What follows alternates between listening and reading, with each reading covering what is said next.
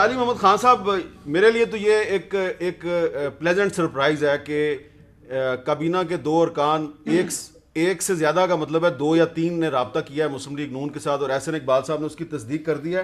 مجھے یہ پتا ہے کہ ان میں آپ شامل نہیں ہیں، لیکن فرض کریں کہ اگر آپ رابطہ کرتے ہیں اور یہ آپ کو پازیٹیو رسپانس نہیں دیتے تو کیا آپ بار بار دوبارہ رابطہ کریں گے ان سے؟ عامر میر صاحب، آج کابینہ کی میٹنگ ہوئی تھی تو اس میں تو کوئی ذکر کسی بھی رابطے کا نہیں ہوا. ہو سکتا ہے کسی لیول پہ ہوا ہو، مجھے نہیں پتا.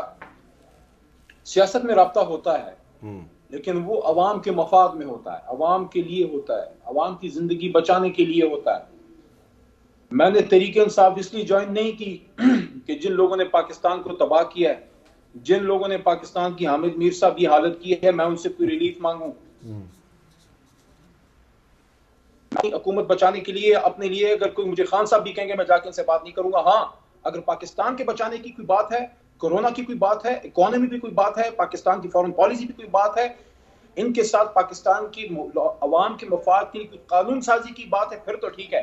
لیکن ان سے کوئی ایسی بات ہو کہ آپ ہمیں ریلیف دیں، آپ مہربانی فرمائیں تھوڑا. وہ تو آپ سے ریلیف مانگ ہی نہیں رہے، وہ تو آپ سے ریلیف مانگ ہی نہیں رہے. Over dead bodies. Okay, over your dead body. نہ لیں گے نہ دیں گے، سوال ہی نہیں پیدا ہوتا.